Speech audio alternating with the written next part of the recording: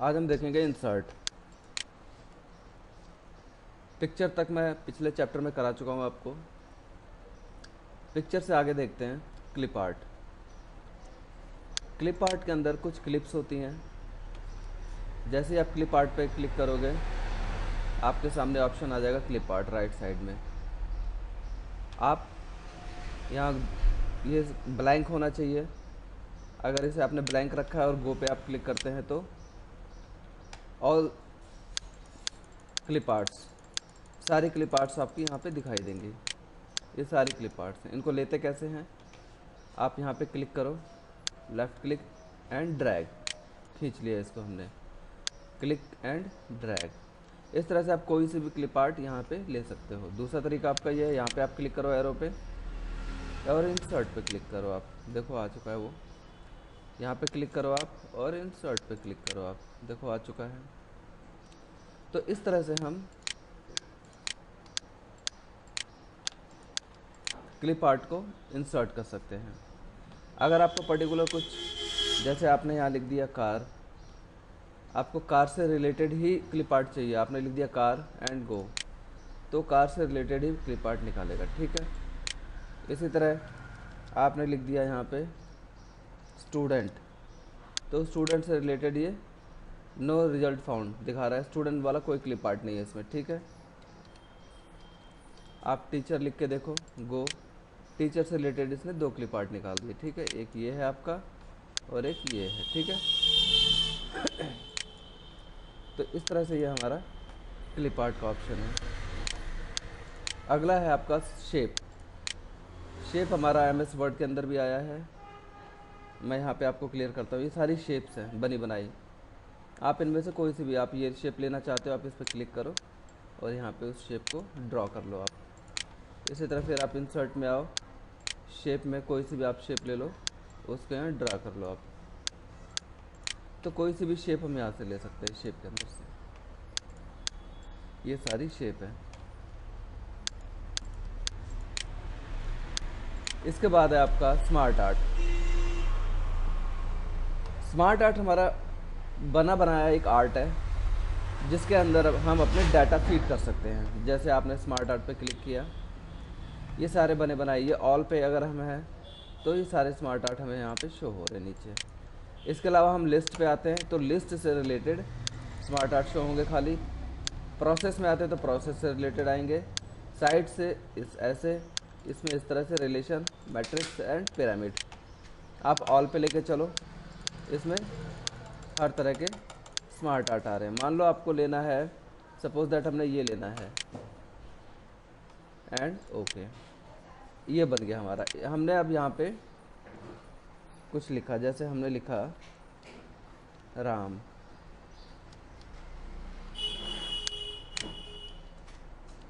श्याम,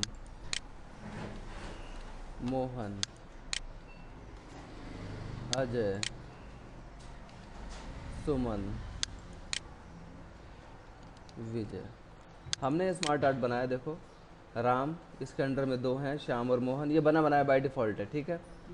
श्याम के अंडर में दो, तो ये हमें अगर बनाना पड़ जाए मैनुअली तो बहुत टाइम लग जाएगा। लेकिन हमने क्या किया, स्मार्ट आर्ट में जा कर के वहाँ से ले लिए। स्मार्ट आर्ट में बने बनाए पहले से पड़े हुए हैं सारे, ठीक है। जब हम स्मार्ट आर्ट लेते हैं तो उससे रिलेटेड हमारे पास टूल बार आ जाता है जिसे कहते हैं डिज़ाइन का टूल बार। इस डिज़ाइन के टूल बार में हम लोग डिज़ाइन ले सकते हैं। यहाँ पे स्मार्ट आर्ट का डिज़ाइन हम चेंज कर सकते हैं। जैसे आपने जो डिज़ाइन लिया है आप इसको इसमें कन्वर्ट कर लो, आप इसको इसमें कन्वर्ट कर लो, किसी भी तरीके से आपके डाटा जो है वो अलग डिज़ाइन में कन्वर्ट हो जाएंगे। इसी तरह यहाँ से है, ये ले लो, ये ले लो, ये देखो, ठीक है। ये आप ओपन करेंगे तो इसमें थोड़ा 3D का इफेक्ट आ जाता है, ठीक है। तो इस तरह से हमारा ये स्मार्ट आर्ट होगा। इसके बाद है कॉलम। कॉलम देखते हैं क्या है। कॉलम के लिए हम छोटा सा एक डाटा तैयार करते हैं जिसको हम कॉलम पे शो करेंगे। 3 बच्चों का हम रिजल्ट बना लेते हैं।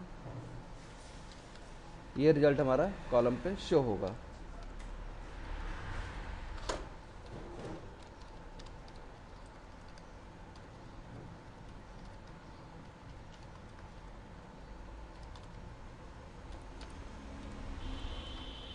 इसका हम टोटल करते हैं, ऑटो सम में जाके डायरेक्ट टोटल हो जाएगा।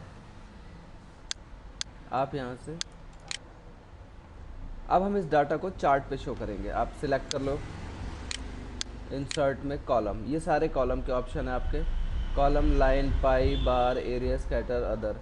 ये हमारा ये जितने भी नाम दे रखे हैं सब चार्ट है इसके अंदर। ये पहले चार्ट को इन्होंने कॉलम की हेडिंग से शो कर रखा है, जिसमें पहला वाला मैं चला के दिखा रहा हूँ आपको। क्लिक करो आप, जैसे हम क्लिक करते हैं ये हमारे डाटा को ऑटोमेटिक उसी कॉलम के चार्ट में शो कर देता है, जिसमें ए बी सी यहाँ पे आ रहे हैं, टोटल, मैथ, इंग्लिश और हिंदी के यहाँ पे आ रहे हैं। ठीक है, जैसे हम कॉलम लेते हैं तो हमारे पास इसके अंदर भी डिजाइन का ऑप्शन आ जाता है। हम इस ऑप्शन के द्वारा हम चार्ट के अंदर चेंजेस कर सकते हैं। जैसे सबसे पहला है आपका चेंज चार्ट टाइप। आपने चार्ट को चेंज करना है, आप यहाँ पे आ जाओ, कौन सा लेना है आपने, आप इस पर क्लिक कर लो, आप ओके करो, तो आपका इस चार्ट में आ जाएगा जो आपने स्टाइल यहाँ से दिया है। इसी तरह आप ये ले लो और ओके करो तो उसमें दिखाई दे रहा है। ठीक है ना, तो यहाँ से अभी हम नॉर्मली समझेंगे फ़िलहाल सिंपल वाला शुरू का, ये वाला रो स्विच एंड कॉलम। ठीक है ना, रो स्विच एंड कॉलम, जो कॉलम में है वो रो में चले जाएंगे, जो रो में है वो कॉलम में आ जाएंगे। ये ए बी सी इधर आ रहा है और हिंदी, इंग्लिश, मैथ इधर है, ये उल्टे हो जाएंगे। अब ए बी सी हमारा नीचे की तरफ आने लगेगा स्टूडेंट्स, और ये जो सब्जेक्ट हमारे वो राइट साइड में आएंगे। इस पर जैसे मैं क्लिक करता हूँ ये रो और कॉलम बदल गए, ए बी सी अब नीचे आ गए और ये हिंदी, इंग्लिश, मैथ हमारे राइट साइड में आ रहे हैं। सिलेक्ट डाटा के अंदर क्या होता है कि आप अपने डाटा के अंदर एडिट कर सकते हो। जैसे आप एडिट में जा कर के एक स्टूडेंट और जोड़ सकते हो, घटा सकते हो, या नंबर उसके ऐड कर सकते हो, या जोड़ सकते हो, घटा सकते हो। ठीक है ना, तो आप एडिट कर सकते हो यहाँ से। यहाँ भी ऑप्शन आ रहा है एडिट का, हिंदी, इंग्लिश, मैथ, टोटल किसे एडिट करना है आपने, हिंदी को एडिट करना है आपने, तो इस तरह से हम एडिट कर सकते हैं। और इसी में हम कुछ ऐड भी कर सकते हैं। ये हमारा चार्ट है। इसके बाद हमारे पास चार्ट का लेआउट है यहाँ पे। अभी पहले वाले लेआउट पे अगर मैं क्लिक करता हूँ तो पहले वाले लेआउट पे ऐसे दिखेगा हमारा चार्ट। दूसरे वाले लेआउट पे हमारा चार्ट ऐसे दिखेगा, जिस पे हमारे हर बार्स के ऊपर नंबरिंग होगी। हमें ये पता चलता है कि हिंदी में तीनों स्टूडेंट हैं, कितने नंबर है, इंग्लिश के तीनों स्टूडेंट के कितने नंबर है, मैथ में तीनों स्टूडेंट्स के कितने नंबर है, टोटल नंबर यहाँ पे दे रखा है। ठीक है, चौथे पे अगर आप लेते हैं तो इस तरह से दिखाई देगा आपको। पाँचवें पे लेते हैं तो चार्ट ऐसे शो होगा, नीचे हमारा चार्ट भी आता है और ऊपर हमारा, इसमें आपका इस तरह से दिखाई देगा, इसमें आपका ऐसे दिखाई देगा। ये सारे हमारे स्टाइल हैं, चार्ट के लेआउट है। तो आप कोई सा भी ले सकते हो इसमें से। तो नॉर्मली हम सेकंड वाला यूज़ करते हैं जिसमें हमारे पास सारी डिटेल होती है। ये हमारा चार्ट स्टाइल, ये देखो आप, मैं जिस चार्ट के ऊपर क्लिक कर रहा हूँ वही चार्ट यहाँ अप्लाई हो रहा है। देखो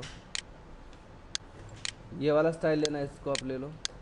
आपको जो भी स्टाइल लेना है वो स्टाइल ले लो यहाँ पे। ठीक है, ये ले लो आप, इस तरह का आएगा, ये ले लो आप, इस तरह का आएगा, ये ले लो आप, इस तरह का आएगा, ये ले लो, इस तरह का आएगा, ये ले लो। ठीक है, तो ये हमारा चार्ट। इसी तरह से आप कॉलम के अंदर ये सारे चार्ट है हमारे टोटल। लाइन में भी ये चार्ट है हमारे, बस स्टाइल अलग अलग हो गया है। पाई में इस तरह से चार्ट बनता है, बार में इस तरह से। तो ये हर तरह के डिपार्टमेंट के लिए चार्ट होते हैं इसमें। साइंटिफिक चार्ट होते हैं, नॉर्मल चार्ट होते हैं, तो हर तरह के चार्ट होते हैं। तो एक्सेल के अंदर सबके लिए चार्ट होता है, तो जो जिसका यूज़ होता है वो उसको यूज़ करता है। जैसे आप लोग तो नॉर्मली यूज़ करेंगे यहाँ पे ये वाला, ठीक है ना। इसमें अगर आप लाइन वाला समझ सकते हैं तो वो लाइन पे भी शो कर देगा चार्ट इस तरह से। बस आपको समझ में आना चाहिए कि हाँ ये, तो इसी तरह से जैसे मौसम विभाग है, मौसम विभाग का अपना अलग चार्ट होता है, वो अलग हिसाब से अपना चार्ट सिलेक्ट करके काम करते हैं, ठीक है ना। तो शेयर मार्केट का अलग चार्ट होता है, वो अपना उस हिसाब से काम करते हैं। तो जिसको जो चार्ट सूट करता है, जो जिसके लिए होता है वो उसी चार्ट पे काम करता है। तो हम लोग नॉर्मली कॉलम पे ये वाला यूज़ करते हैं। हाइपरलिंक होता है हमारा दो फाइलों की कनेक्टिविटी, एक साथ दो फाइलों में काम करना। आपने हाइपरलिंक पे क्लिक किया, हाइपरलिंक पे क्लिक करने के बाद आप देखोगे फाइलों की लिस्ट आ गई। आपने यहाँ से ये एस एस नाम की फ़ाइल को क्लिक किया, ये एक्सेल की फ़ाइल है हमारी, ये ऊपर वर्ड की फ़ाइलें आ रही हैं, जय नंदन भी एक्सेल की फ़ाइल है हमारी, ये वाली भी एक्सेल की है। मैंने इसको क्लिक किया और ओके किया। वेट मिनट, कहाँ था हमारा कर्सर? अच्छा सॉरी, यहाँ पे रखो आप, यहाँ पे हाइपर लिंक लगाना है हमने, हाइपर लिंक। हम नीचे आए, इसको क्लिक किया, ओके किया, ये फाइल हमारी आ गई। अब आप इसमें जैसे यहाँ पे माउस ले जाओगे इस तरह से हाथ बन जाएगा, आप सिंगल क्लिक करोगे और यस करोगे, यही फाइल ओपन हो जाएगी। देखो आप, ये आ रहा फाइल का नाम ऊपर, ये बंद कर दिया फाइल। अब आपको दोबारा उस फाइल पे जाना है, डायरेक्ट यहीं से ओपन हो जाएगी फाइल आपकी, यस करो, ठीक है। तो हमने क्या किया, इसमें एक डायरेक्ट लिंक बना दिया यहाँ पे, ठीक है। तो ये हमारा हाइपर लिंक होता है। अगला टेक्स्ट बॉक्स। टेक्स्ट बॉक्स एक ऐसा बॉक्स होता है जिसके अंदर कर्सर आता है। आपने यहाँ पे क्लिक किया, अंदर शीट पे आके आपने एक एरिया सिलेक्ट करके अब आप इसमें कुछ भी लिख सकते हो, ये देखो।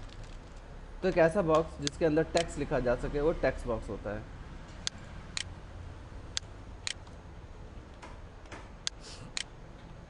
हेडर एंड फुटर, जैसे ही हम हेडर एंड फुटर चलाएंगे हमारा व्यू स्टाइल चेंज हो जाएगा।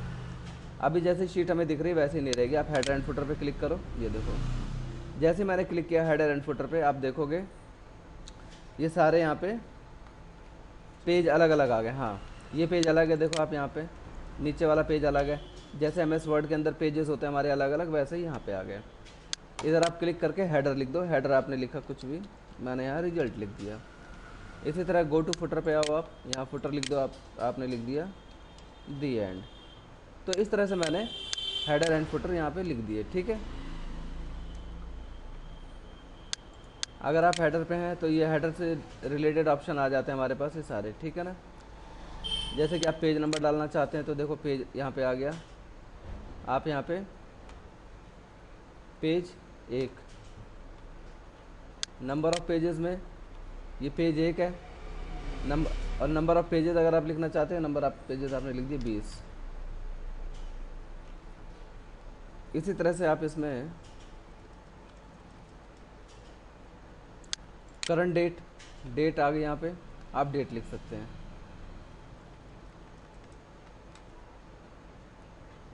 तो इस तरह से हमारा हेडर एंड फुटर होता है। हमारा हेडर एंड फुटर लेते ही व्यू स्टाइल चेंज हो जाता है।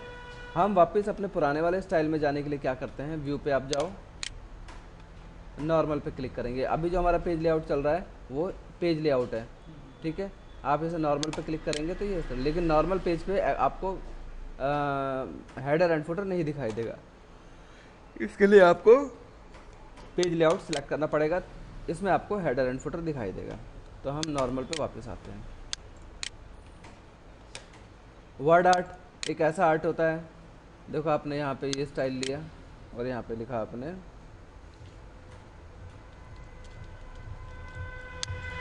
तो जो मैंने स्टाइल लिया था उसी स्टाइल में मैटर लिखा है मेरा, ठीक है।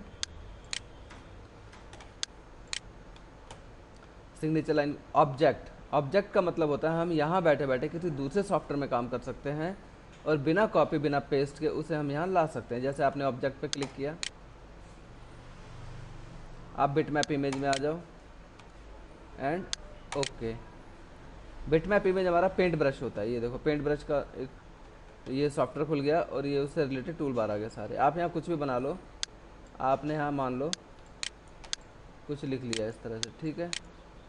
अब आप यहाँ एरो पे क्लिक करके नीचे exit and return to document पे क्लिक कर दो आप, ये देखो बिना कॉपी बिना पेस्ट के हमने ये मैटर यहाँ पे हम ले आए, किसी दूसरे सॉफ्टवेयर में बनाया था, ठीक है। ऑब्जेक्ट पे आप क्लिक करेंगे, bitmap image and then okay. यहाँ पे आप कुछ भी बना लो,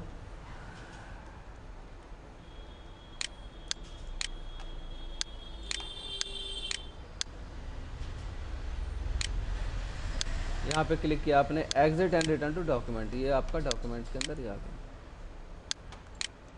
इसी तरह से सिंबल है गुणे भाग के निशान के लिए, अगर आपको किसी तरह का सिंबल जैसे गुणे का निशान चाहिए, भाग का निशान चाहिए, ये कॉपीराइट का साइन चाहिए, तो इस तरह से जो हमारे साइन निशान होते हैं ये सारे सिंबल के अंदर मिलते हैं। मान लो आपको गुणे का निशान लेना, इंसर्ट करो, ये देखो गुणे का निशान है। इसी तरह भाग का निशान चाहिए सिंबल, इस पर क्लिक करो, आप इंसर्ट करो, क्लोज करो, ये देखो। ठीक है, तो आपको गुणे भाग के निशान के लिए सिंबल में जाना पड़ेगा। किसी तरह के निशान के लिए ये बहुत सारे सिंबल आ रहे हैं। अभी नॉर्मल टेक्स्ट है, नॉर्मल टेक्स्ट के अंदर ये देखो बहुत सारे सिंबल आ रहे हैं आपके नीचे तक काफ़ी। इसी तरह आप अगर अगला लेते हो तो अगले के अंदर भी बहुत सिंबल हैं, इससे अगला लेते हो इसमें भी बहुत सारे सिंबल आ रहे हैं। ठीक है, तो जो भी आप यहाँ से हेडिंग सेलेक्ट करते हो उसके अंदर यहाँ सिंबल यहाँ पे आते हैं। जैसे ये लिखना है आपको तो कीबोर्ड से नहीं लिख पाओगे आप, 1/4, 1/2, 3/4, तो आपको सिंबल में से लेना पड़ेगा ये। ठीक है, हाँ, तो ये हमारा हो गया आज आपका इंसर्ट का चैप्टर।